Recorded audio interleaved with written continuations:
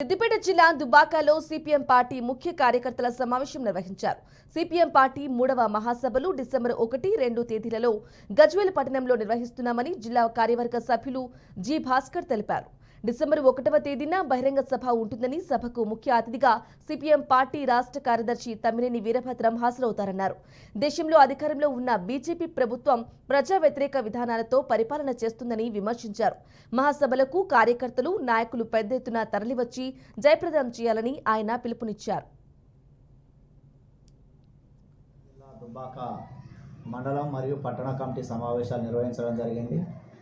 ఈ మహాసభలో డిసెంబరు 1, 2 తేదీల్లో పార్టీ జిల్లా 3వ మహాసభలు గజ్వేల్ పట్టణంలో నిర్వహించబోతా ఉన్నాం.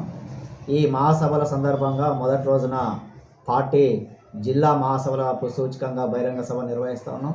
ఈ యొక్క బహిరంగ సభకు ముఖ్య అతిథిగా పార్టీ రాష్ట్ర కార్యదర్శి కామ్రేడ్ తమ్మినేని వీరభద్రం గారు మరియు రాష్ట్ర కార్యదర్శి వర్గ సభ్యులు చుక్కారాములు గారు, జిల్లా బృందం పాల్గొనబోతా ఉంది. ఈ బహిరంగ సభలో ఈ జిల్లాలో ఉన్నటువంటి పార్టీ సభ్యులు, సానుభూతి పనులు, శ్రేయోభిలాసులు, కార్మిక వర్గము, రైతాంగము ఈరోజు సిద్దిపేట జిల్లా దుబ్బాక మండల కేంద్రంలో సిపిఎం పార్టీ ముఖ్య కార్యకర్తల సమావేశం ఏర్పాటు చేసుకోవడం జరిగింది. ఈ సమావేశం యొక్క ముఖ్య ఉద్దేశము సిపిఎం పార్టీ ఈ డిసెంబర్ 1, 2 తేదీల్లో జిల్లా మహాసభలు గజ్వేల్ పట్టణంలో జరుగుతున్నాయి.